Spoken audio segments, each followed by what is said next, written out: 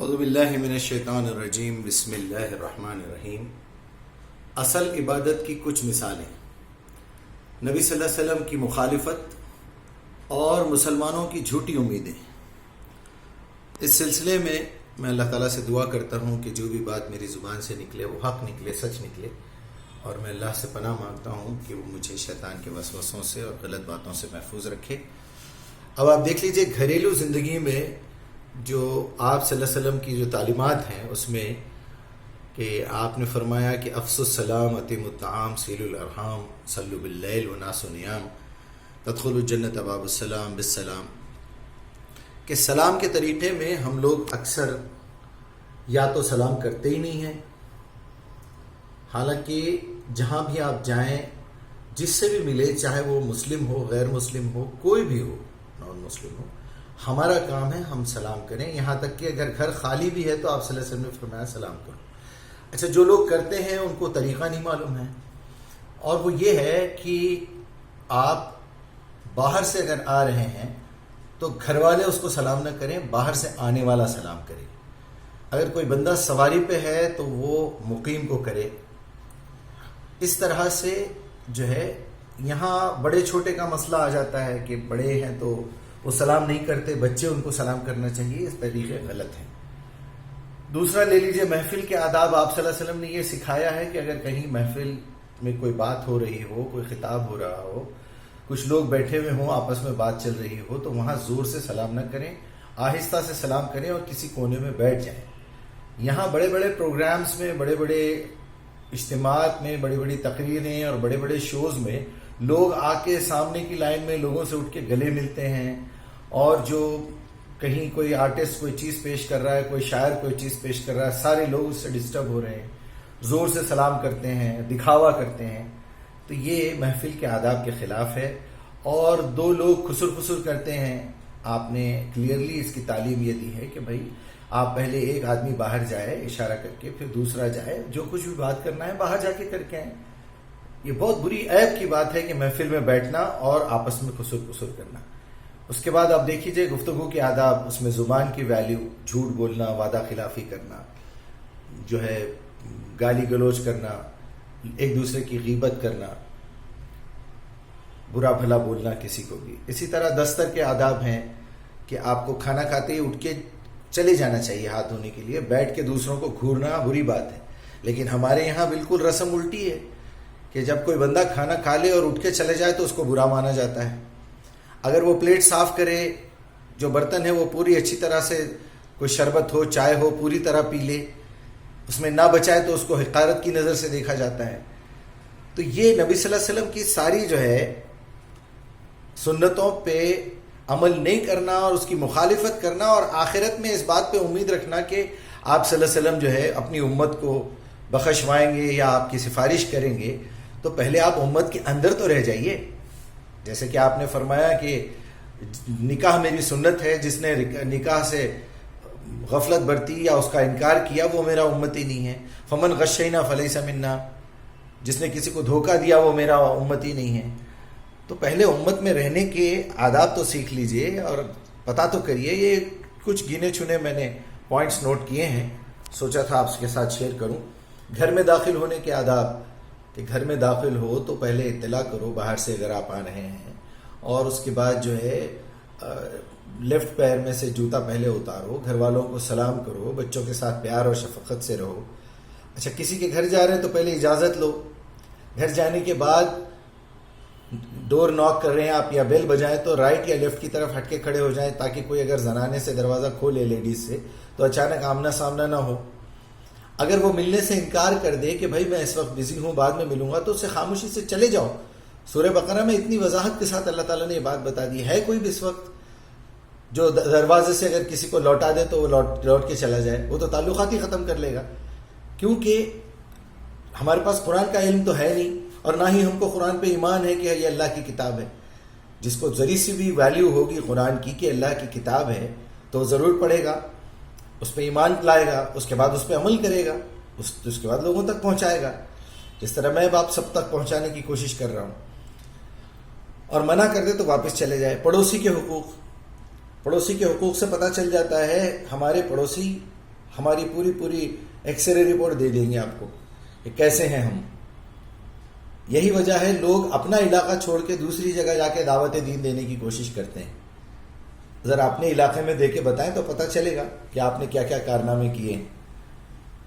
اور یہ ہے پڑوسی کا حقوق کہ آپ اپنی دیوار میں بھی اگر کیلا ٹھوکنا چاہتے ہیں تو پڑوسی سے اجازت لو تاکہ اس کی نیند خراب نہ ہو جائے, اس کو کوئی تکلیف نہ ہو. یہاں تو معاملہ یہ ہے کہ اپنے گھر میں اتنا شور و غل کیا جاتا ہے کہ پڑوسی کو تکلیف ہو رہی ہے. جو ہے بارات رات میں 2 بجے 2:30 بجے آتی ہے اور گھر کے سامنے اتنا زور سے اس کا باجا بجایا جاتا ہے کہ لوگوں کی نیند خراب ہو رہی ہے. کوئی ہارٹ پیشنٹ ہے, کوئی کچھ ہے. یہ ساری مخالفتیں ہم کریں گے اور پھر یہ امید رکھیں گے کہ ہماری قیامت میں جو ہے اللہ کے نبی صلی اللہ علیہ وسلم سفارش کریں گے. صفائی کے آداب بالکل نہیں ہے ہمارے پاس. بچوں کے ساتھ شفقت سے پیش نہیں آتے. باپ جب گھر میں آتا ہے تو ڈر کے بچے چھپ جاتے ہیں. یہ کیا ظلم ہے. کپڑے پہننے کا سلیقہ نہیں ہے. کون سا کلر مردوں کے لیے سوٹیبل ہے, کون سا کلر عورتوں کے لیے سوٹیبل ہے, عورتوں کے لباس کیسے ہونے چاہیے. یہ آپ کی خان کی زندگی, پرسنل لائف, گھریلو لائف سے متعلق کچھ چیزیں میں نے نوٹ کی تھی. اب آئیے ذرا سوشل لائف کی طرف. راستے کے حقوق, جس میں آپ صلی اللہ علیہ وسلم نے کہا کہ اگر تم تجارت کر رہے ہو تو تم پہ راستے کے 3 حق ہیں. سلام کا جواب دینا. دیکھیے یہاں سے بھی یہ بات ثابت ہو رہی ہے کہ سلام کا جواب دینا, کہ تم دکاندار ہو, راستہ چلنے والا گاڑی پہ ہوگا یا سواری پہ ہوگا تو وہ تم کو سلام کرنا چاہیے. ورنہ اگر وہ ٹریفک میں بزی ہے, تم سلام کرو گے تو اس کا ایکسیڈنٹ ہو سکتا ہے. یہ ٹیکنیک ہے. تو پہلا حق یہ ہے کہ آپ لوگوں کے سلام کا جواب دیں. دوسرا حق یہ ہے کہ مسافر اگر کوئی راستہ پوچھے تو اس کی مدد کرے, راستہ دکھائیں. تیسرا حق یہ ہے کہ لوگوں کو بھلائی کا حکم دے, برائیوں سے روکے. اور راستے میں سلام کرنے کا جیسے ابھی میں نے بتایا آپ کو. اور پھر راستہ روکنا تو بہت بڑا گناہ ہے. جیسے کہ صحابہ نے پوچھا کہ چھوٹی سے چھوٹی عبادت کیا ہے, نیکی کیا ہے. آپ نے کہا راستے سے تکلیف دہ چیز کو ہٹا دینا, یہ ایک عبادت ہے. لیکن راستہ روکنا, گاڑی غلط جگہ پارک کرنا, لوگوں کے ساتھ اپوزٹ میں گاڑی چلانا, رانگ سائڈ گاڑی چلانا, یہ راستہ روکنا ہے. سامنے والے کو تکلیف ہوتی ہے آنے میں. وقت کی پابندی, اتنا جھوٹ بولتے ہیں لوگ, اتنی وعدہ خلافی کرتے ہیں. بس میں ابھی آ رہا ہوں, 1 گھنٹے میں آ جاؤں گا, آدھے گھنٹے میں آ جاؤں گا. کوئی ویلیو نہیں ہے اپنی زبان کی. میں آپ کو کال کروں گا, میں آ کے مل لوں گا, اس کے بعد ہم کال کرتے رہو ان کو کہ بھائی کیا ہوا.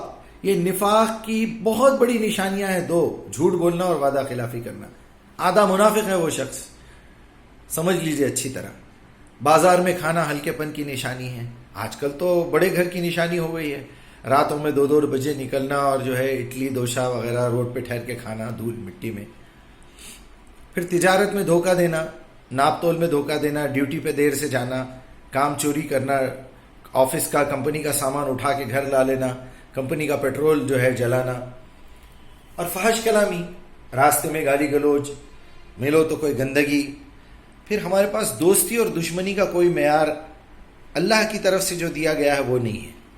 آپ دوستی کریں تو کسی کے اوصاف کی وجہ سے کریں, دشمنی کریں تو اس کی جو برائیاں اس سے کریں. انسان سے کائے کی دوستی, انسان سے کائے کی دشمنی. اس کے اندر جو برائی ہے آپ اسے ختم کیجئے. انسان کو ختم کرنے سے کیا, وہ تو لاسٹ ایک آخری ڈگری ہے وہ, کہ بندہ جب بدل نہیں رہا ہے تو حکومت بھی اسے پھانسی دے دیتی ہے. اسلامی حکم بھی یہی ہے کہ ایسے لوگوں کا قتل کر دو. اب یہ بدلنے والے نہیں ہیں. مسجدوں اور پبلک میں خطبہ دیتے وقت چلانا, فرقہ وارانہ بیانات دینا. دیکھ لیجئے آج کل تو فیشن بنا ہوا ہے ہمارے مولویوں کا. تو یہ آداب ہیں. کہاں ہیں وہ مسجد کے آداب جس میں آپ صلی اللہ علیہ وسلم نے سکھائے تھے؟ کہاں ہیں, کس کے پاس ہے؟ اور یہ آخری پوائنٹ میں نے لکھا ہے, دعوت دین دینے کا غلط طریقہ. بڑے بڑے علماء کو میں نے دیکھا ہے کہ نبی صلی اللہ علیہ وسلم نے جس طریقے پہ دعوت دینے کا حکم دیا تھا یا سمجھایا تھا, جس طرح اللہ سمجھا رہا ہے, ادعو الی سبیل ربک بالحکمت والموعظۃ الحسنہ, اللہ کے راستے کی طرف دعوت دو حکمت اور بہترین نصیحت کے ساتھ. اور پھر اس کے سبجیکٹ بتائے آپ صلی اللہ علیہ وسلم نے. وہ دیکھیے کہ پہلے توحید پہ بات کیجئے, پھر رسالت سمجھائیے یا آخرت سمجھائیے, یا کسی کو آخرت پہلے سمجھائیے, پھر رسالت سمجھائیے, پھر توحید سمجھائیے. بہرحال یہ 3 سبجیکٹ پہ پہلے بات کرنا ہے. ہم جب بھی بات کرتے ہیں یا تو یہ شرک ہے, یہ حرام ہے, اور یہ فاتحہ ہے, اور ہاتھ ایسے باندھو اور رفع یدین ایسے کرو اور ایسے کھڑے رہو، داڑھی ایسی ہونی چاہیے. یہ دین تھوڑا ہی ہے. دین تو یہ ہے. یہ تو میں نے چھوٹے سے یعنی چلتے پھرتے جو ہم گناہ کر رہے ہیں میں نے اس کو نوٹ کرنے کی کوشش کی ہے. اللہ تعالیٰ سے دعا ہے کہ اللہ تعالیٰ میری اس خدمت کو قبول فرمائے اور ہم کو اس پہ عمل کرنے کی توفیق عطا فرمائے، اور اس کے ساتھ ساتھ ہم سے جو غلطیاں ہوئی ہیں اللہ اسے معاف کر دے اور ہمیں اس کا ادراک دے دے کہ ہم نے کیا غلطی کی ہے، تاکہ اس میں ہم اس کی اصلاح کریں. آپ سب سے بھی گزارش ہے کہ اگر میری بات اگر آپ کی کوئی سمجھ میں نہ آئی ہو تو پلیز سوال کیجئے، کامنٹ میں لکھیے، کال کیجئے مجھے، اور اپنے آپ کو امتی بنا کے رکھیے، اپنے آپ کو امت میں شامل رکھیے، امت محمدیہ میں.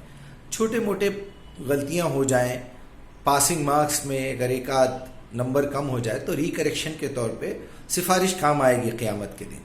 السلام علیکم ورحمۃ اللہ وبرکاتہ.